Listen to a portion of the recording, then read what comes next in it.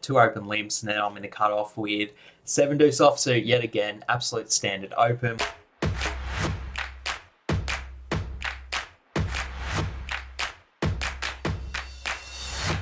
Hey YouTube. G'day everyone, welcome back to the vlog. We're going to a home game tonight and it's with the same people that we've played with before, but it's at a brand new location with a brand new fancy poker table. So super stoked to check out that new poker table and get in some poker action. Not sure what limits we're going to be playing tonight, so I'm prepared for anything. So let's not waste any more time and get in the game.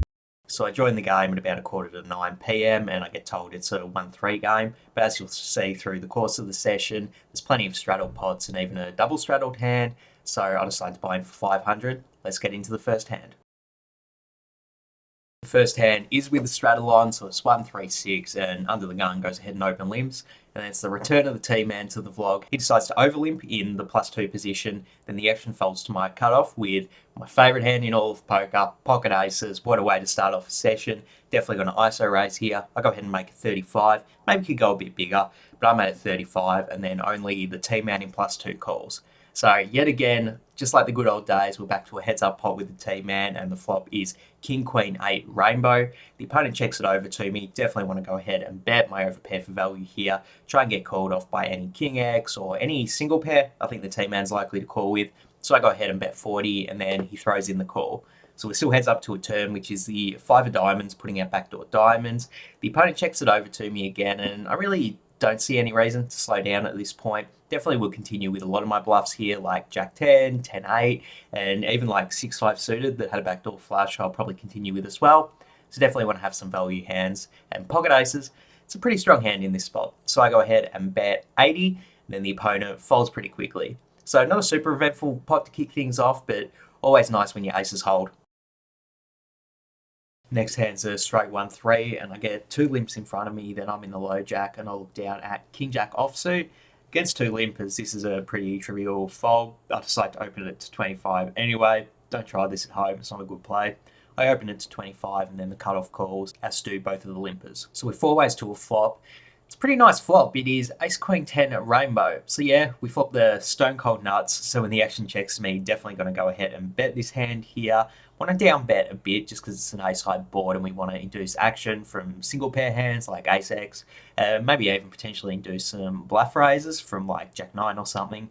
So I go ahead and bet 35, then the cutoff calls, under the gun limper folds, and then the action's back to the +1 player, who goes ahead and rips it all in for only about 125, and then the action's back on me, and I'm about 350 effective with the cutoff, so it could just go ahead and min click raise it to try and get all in for that 350 with the cutoff, but I think just calling is a better play. Let the cutoff overflow, maybe overvalue a hand like bottom 2 pair or something. So I just call, and then the cutoff does end up folding. I announce to +1 that I have the nuts, and then they show Ace 10. It's a great spot for us. They ask if we can run it twice, and I'm like, sure, nothing wrong with that at all in my opinion. You can see they're off to a good start. First card's a Jack on the first board. Queen doesn't change anything. We hold on the first board. 7 of hearts is good.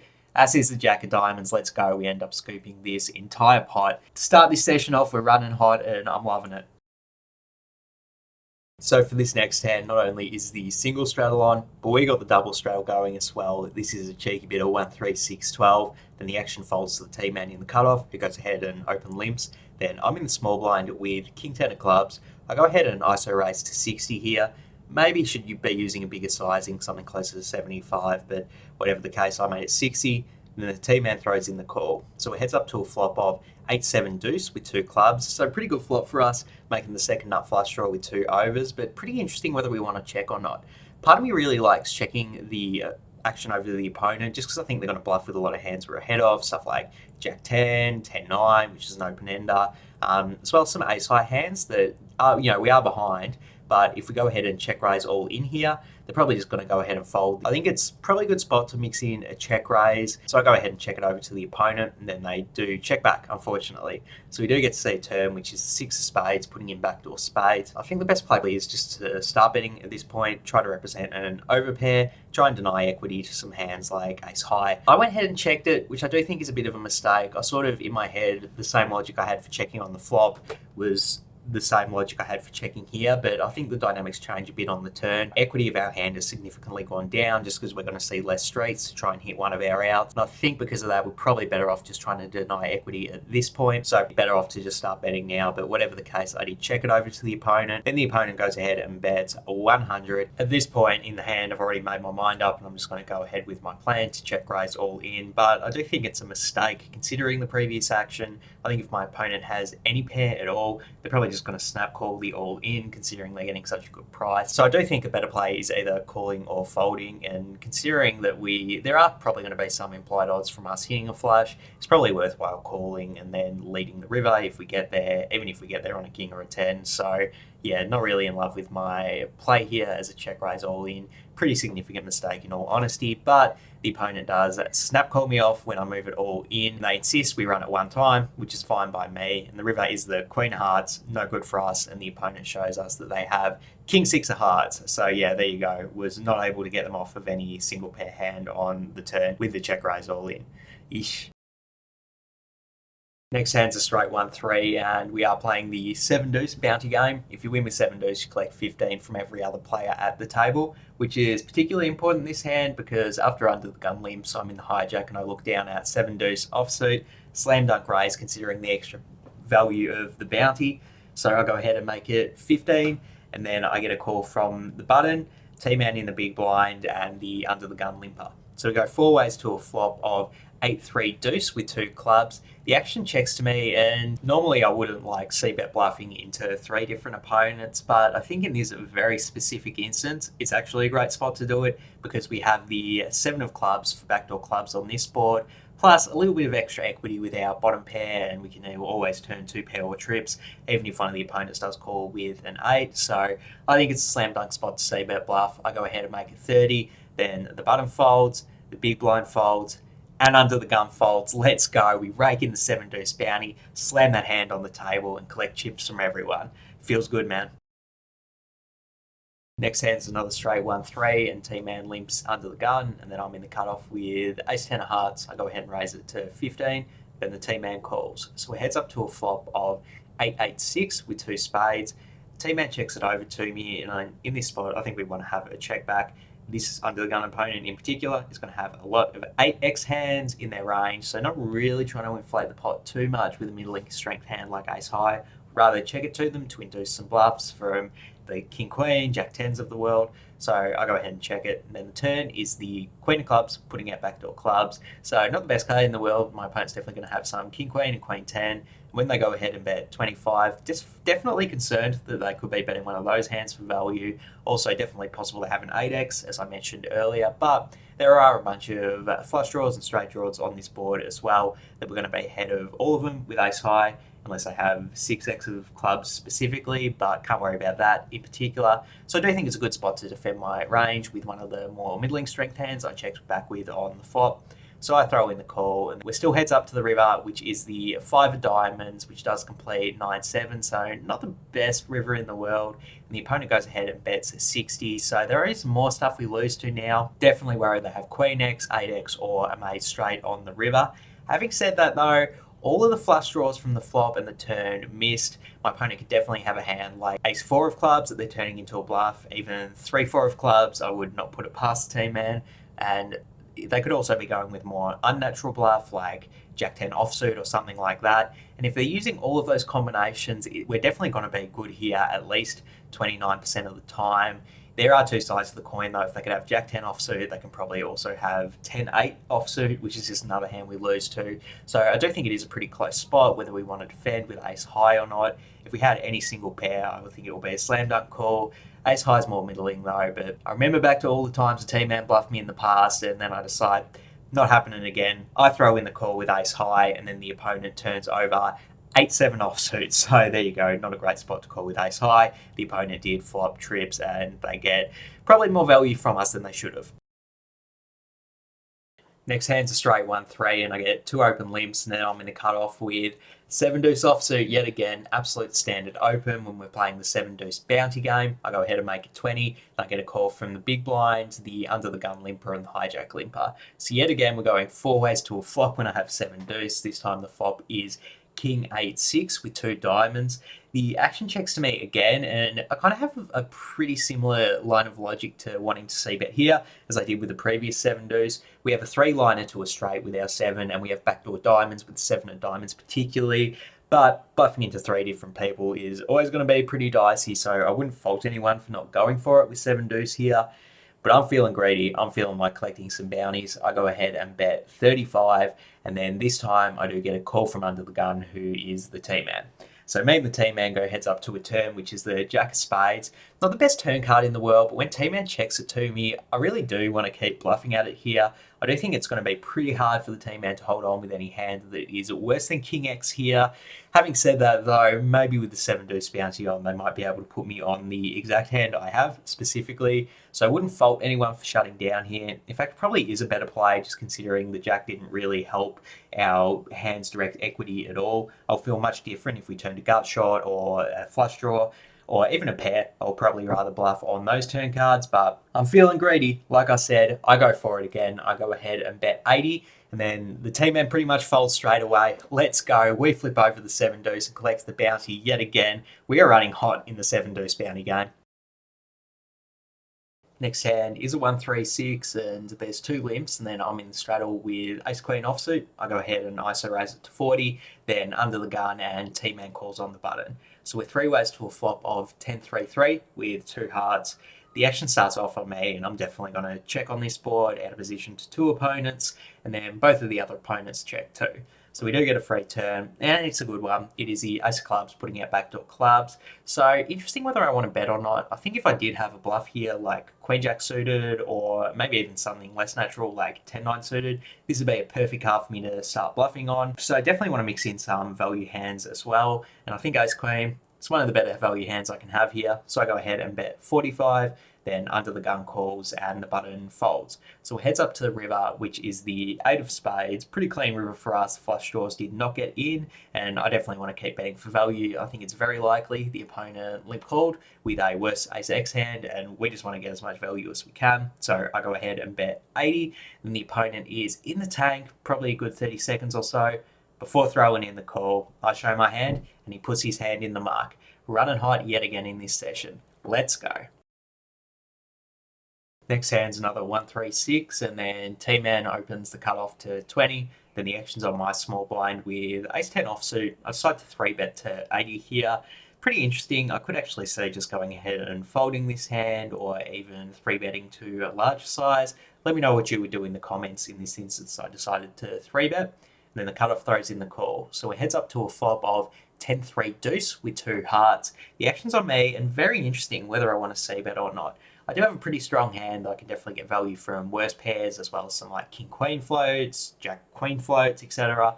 Having said that, though, definitely do want some strong hands in my checking range on this board, just because I think my opponent's going to stab at it a lot with those aforementioned lighter floats, and potentially some single pairs too. Like if my opponent has pocket 8s or pocket 9s, they might bet just to deny equity to ace-king, ace-queen, etc., which definitely is incentive for me to protect my range.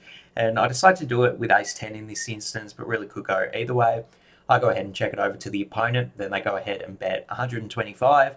Once they do this, I think it's a pretty easy call for us with a hand this strong. I think check raising, there might be some merit to denying equity to those overcard floats, but I would rather just call down with this hand and keep those bluffs in their range rather than call myself when the opponent does have jacks or queens.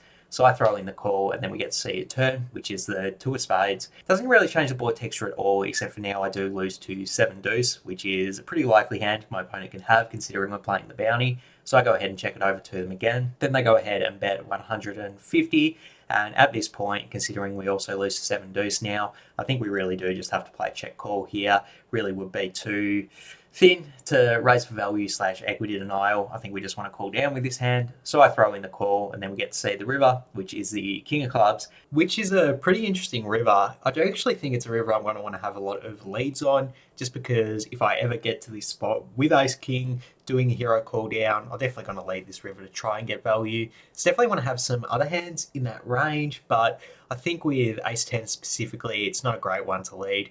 Chances I value own myself are pretty hard, since my opponent can have 7 deuce, jacks and queens as well, and some of their natural bluffs from the previous streets contain a King X, so I really do think the chances when I lead here and get called by a better hand with ace 10 is definitely not 50% of the time. So I go ahead and check it over to the opponent, and they check back pretty quick and show pocket nines. So let's go. We rake in this pretty big pot with our ace 10 here, and very happy that I took a check call line with it. Unfortunately for this next hand, my phone battery died and I didn't actually get table footage because I was waiting for my phone to recharge, but definitely had to include it anyway, and you'll see why in a minute. So we're playing 1-3-6, and T-Man goes ahead and opens the cutoff to 15. Then I'm in the small blind with pocket nines. I go ahead and 3-bet it to 60, and the T-Man throws in the call.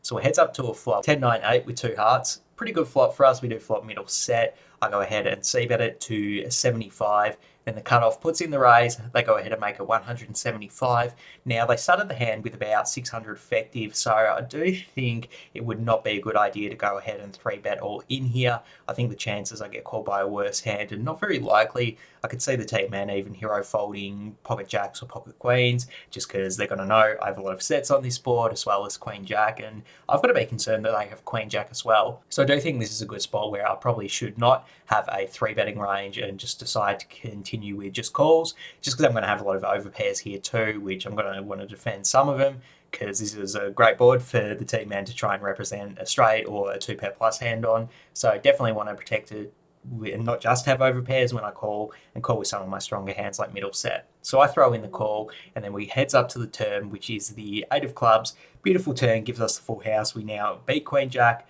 I check it over to the T-Man, who rips it all in for 400. I snap call, and then my opponent's like, you have a full house, don't you? And I'm like, yep, the river's a 4 of spades, so no help to the T-Man. I turn over my full house, and they end up putting their hand in the muck. And that's why I had to include this hand, because we just won a massive pot with middle set in a 3-bet pot. Let's go! Unfortunately, the phone's still charging in this next hand. We're playing 1-3-6, and we've got the small blind bounty game on. I've played it before in this vlog. It is one of my favourite variations that you sometimes get at these home games. Everyone puts $5 on the button, and then every single hand, when the small blind loses a hand, the button puts an extra $5 on, and it's just every hand, it keeps accumulating with the button putting 5 on until the small blind wins it all, and then everyone puts another $5 on. We're playing 4-handed at this point, but the small blind bounty has still worked its way up to 40, and then that's where we play this next hand. T-Man goes ahead and open limps the button. Then I'm in the small blind with queen 10 offsuit, and I decide to ISO raise to 45. This is not the best hand to be ISO raising with, of course, but with the extra incentive of the small blind bounty, I'm going to go for it here and just expect to play a pot out of position a lot of the time, which isn't a great thing, but worthwhile when you're trying to win the small blind bounty. So I go ahead and make it 45, and then the big blind calls, as well as T-Man on the button. So we're 3 ways to a flop of King, Jack, 9, Rainbow. No, I'm not joking. I just flopped the nuts in this inflated pot. The action's on me, and usually I wouldn't like betting into 2 different opponents, and I actually think check raising might be the best play here. Try and build a pot against all the likely 2 pairs and sets the opponents can have. I decide to lead out 75 here. Not in love with this play. I think check raising is a bit better. Whatever the case, I made it 75, and you can never really go too wrong with just betting the nuts. So I made it 75. Then the big blind raises it up to 200, and immediately when they raise 200, they look at me and ask, do you want to run it once or twice? The button folds, the action's back on me. The opponent has about 550 in their stack starting on the flop, so pretty easy decision to rip it all in here. They pretty much snap call, and then they ask me again if I want to run it once or twice, and I'm like, let's just run it one time, and they turn over King Jack, so we are in excellent shape against that hand. Unfortunately, the board does run out favourably for myself, so we rake in yet another massive pot, as well as the small blind bounty. Let's freaking go. Next hand is the return of the bomb pots. Let's go. We're playing a $10 bomb pot, so it's 40 in the middle. Since we're playing 4-handed, and I am on the button with ace-5 of hearts.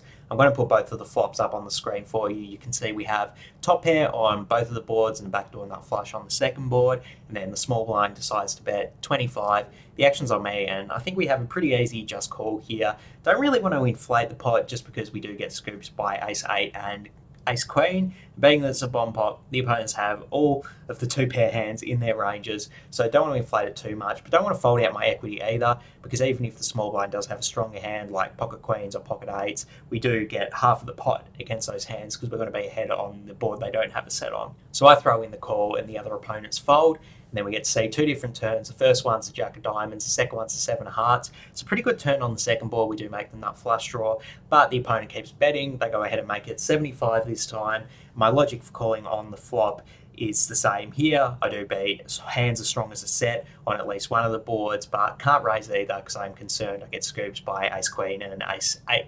So I decide to throw in the call here, and then we're off to 2 different rivers. The first river is the 4 of hearts, and the second river, it's the 2 of hearts. Let's go. We make the nuts on the second board, so there is absolutely zero chance that we're going to be folding this pot at this point.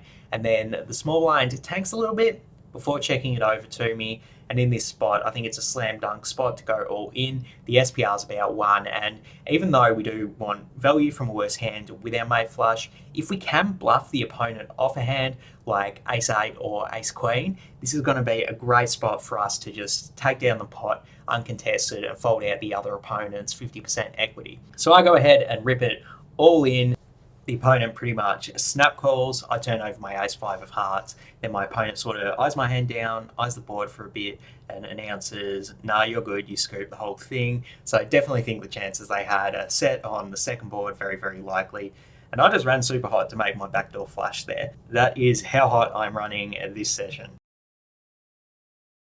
So it's about 5 a.m. at this point, and we'd all decided to end the game here because we're all like super tired at this point. We've been playing 4-handed for like 2 hours as well. So to wrap things up, we decided to do a PLO double board bomb pot. We've done these before in the vlog, but never at this game. So we'll see me in the small blind, pretty cringily trying to peel ace queen 10-9 single suited, and I'm going to put both the flops up there on the screen. Pretty strong flops for us. We have a top pair, top kicker, and straight draw on the top board, and the nut flush draw on the second board, but don't really want to bet out into 3 different opponents. So I go ahead and check it into them, and then a shorter stacked big blind goes ahead and pots it for 80. And then both the other opponents fold. The action's back on me, and in this spot, I really think the best play is just to check raise all in for the extra 300. I think the chances that when we get it all in with this hand that we brick on both boards is pretty unlikely, and although I do think it will be extremely rare that the big blind ends up folding after potting it on the flop, in the rare occasion that they do fold, we're going to make EV that way, so the chances that we get scooped in this pot are very, very unlikely for us to not get there on either board. So I rip it all in, and then the big blind pretty much snap calls, and as you can see there, the opponent turns over 10-9-5-3, and we watch the board run out, and you can see there we still only have top pair on the top board, but we're good with our ace kicker, so we're going to win at least half the pot. And then on the second board, the opponent missed an open-ended straight draw, so we actually end up getting them on that board with ace high. So as if I wasn't running good enough already, during this vlog I end up scooping the last hand and breaking the game. So an absolute sun run of a session, ran absolutely fire this vlog. But in terms of how I feel about my actual play, I'm going to land on a B+ for today. I do think I made some significant mistakes during this session, including the King 10 of clubs hand where I check raised all in on the turn.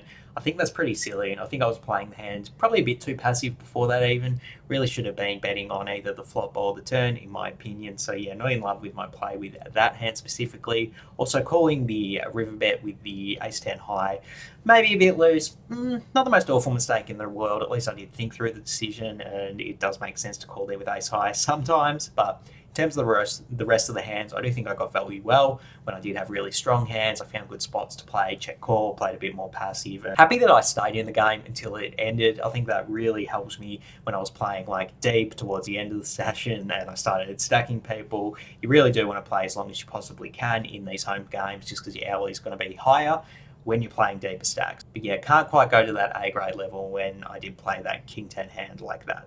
G'day everyone, it's about 5 a.m. at the moment and we've finally wrapped up the game from this evening. Ended up playing just a bit over 8 hours and very, very glad I did put the volume in because I ended up buying into the game for 1,000 and cashing out for 4,150 after I tipped the dealer. So absolutely a massive sun run, massive win on this session, as you might have imagined from some of those hand histories. So stoked that I did show up and played at least somewhat well. But but more happy that I just ran well this session. That's going to wrap up the vlog for today. Thanks for sticking all the way to the end. That helps my channel's analytics, and I really do appreciate it. Make sure you hit that subscribe button to get my next vlog when it does come out. We're back on track and getting these things out regularly, so hit subscribe and you'll get the next one when it comes out. Also, feel free to drop below and needle me for some of these plays I made during this session. For now, I'm out of here. Peace.